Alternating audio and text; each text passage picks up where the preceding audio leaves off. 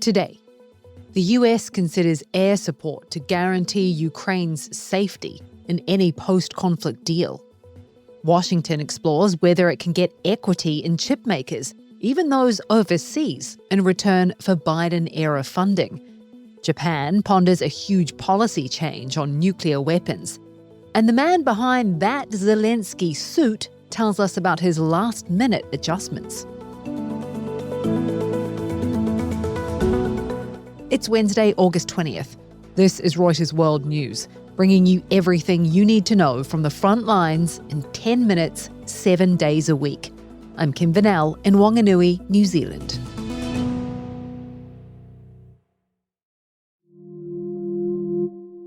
President Trump is weighing whether to offer US air support, potentially including fighter jets, to guarantee Ukraine's security in any future peace deal with Russia.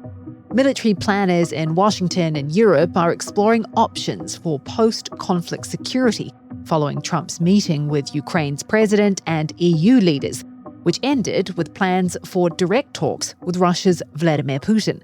Steve Holland has more on the US calculations. One of the things they're not considering is putting U.S. troops on the ground. That idea bubbled up in the last few days, and President Trump has basically shot that thing down. But other ideas that are possible are the United States providing air support for whatever peacekeeping buffer is there along the border. There's also the possibility of supplying air defense systems to Ukraine to protect them from these drone attacks, missile attacks from Russia. Theoretically, if there's a halt to the fighting, these people would be there on a peacekeeping basis. Another option, according to two sources Reuters spoke with, is sending European forces to Ukraine, but putting the US in charge of them. Whatever is worked out, President Trump will need to allay fears domestically. The American public is largely supportive of Ukraine, but they're also leery of more foreign entanglements. Trump was elected on one of the notions that he would not involve the United States in overseas conflicts. He has stuck to that, and by ruling out troops, he's trying to stick to that as well.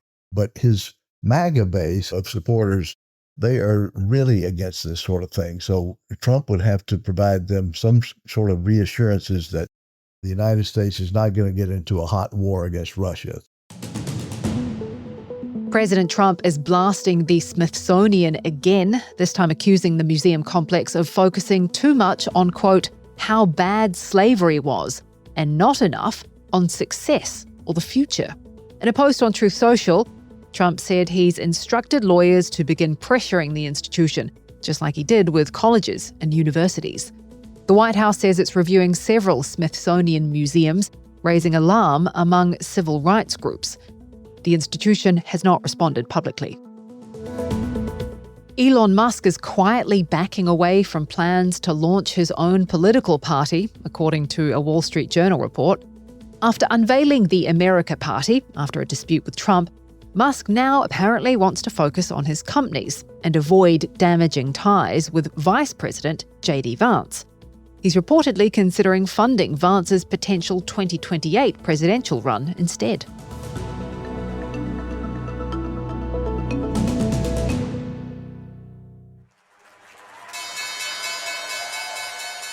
President Trump is once again leaning into his deal-maker instincts, this time with the semiconductor industry. Sources have told Reuters that Commerce Secretary Howard Lutnick is looking into whether the US government can take equity stakes in major chip makers that receive federal funding under President Biden's CHIPS Act.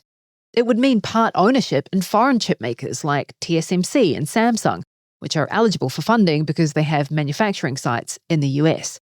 It follows the announcement of a plan to take a 10% stake in US chipmaker Intel. Reuters tech correspondent Max Cherney explains. It's not clear if the U.S. government can alter the terms of the agreement it has made to dispense CHIPS Act money to the company. The cash was originally designated as a grant, so it's not clear what mechanism the administration could use in order to change the terms of the arrangement. If they're going to take an equity stake, it gets very complicated very quickly because They're already talking about essentially ripping up a contract they had and changing it. So far, Intel has declined to comment on the US taking a stake in it. TSMC declined to comment on this report, while Samsung and the White House did not respond to requests for comment. Israel is considering Hamas's proposal of a 60-day truce in Gaza, which would include the release of half the hostages it holds. Meanwhile, as the war goes on, American views to it are changing. Almost 60% of Americans think every member of the United Nations should recognize a Palestinian state. That's according to new data out from a Reuters Ipsos poll. US politics editor Scott Malone has more. The poll shows that Americans are really concerned about what they're seeing. 2 out of 3 Americans think that the U.S. should help people in Gaza who are starving.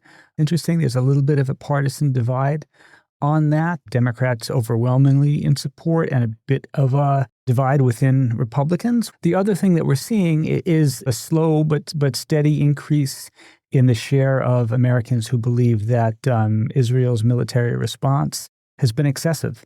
The most recent poll, which wrapped up on Monday, found that basically 6 out of 10 Americans think that's excessive.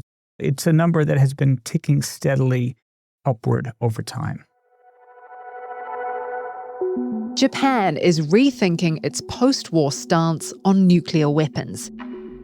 With growing doubts about America's willingness to defend its allies, especially under President Trump, some lawmakers are now discussing hosting, sharing, or even developing nuclear weapons. Tim Kelly is one of the reporters on the story. There are some in Japan that are beginning to seriously doubt that the US would come to Japan's aid, and comments that President Trump has made in regard to Ukraine have further increased those doubts. I've got to stress that if you ask the US government or the Japanese government, and also the South Korean government, they will say that their alliance is ironclad and that they trust the US to fulfill its obligations. But when you talk more privately with some lawmakers, they do express those doubts. Tim says even the younger generations in places like Hiroshima are open to it. In Hiroshima and in the rest of Japan, the connection with the atomic bomb survivors is becoming weaker over time. As that generation passes away, the events of 1945 is becoming not a lived event, but a historical event. And then at the same time, they're looking at, around Japan, they're looking at nuclear-armed China, nuclear-armed Russia, and North Korea. And then they see these countries as threats to Japan's national security. And they feel that Japan needs to strengthen its deterrence against any future attacks. And one way to do that is through nuclear weapons, either the US nuclear umbrella and to bolster that deterrence, or if that fails, perhaps even in the future, that Japan could develop and possess its own nuclear deterrence. And before we finish, let's return to Ukraine and another talking point from Monday's White House meeting, that suit. President Zelenskyy, you look fabulous in that suit. Zelenskyy's black shirt and blazer combo certainly made diplomatic waves, as well as keeping Donald Trump and journalist Brian Glenn happy. He was the one who called out Zelenskyy for his attire in February. Behind the new look, Ukrainian designer Viktor Anisimov. He told us he didn't tailor the look for Trump or anyone else. He says a leader should look dignified, and that's it. And it was all very last minute. Anisimov saying that he was working on alterations until just before Zelenskyy flew out to Washington.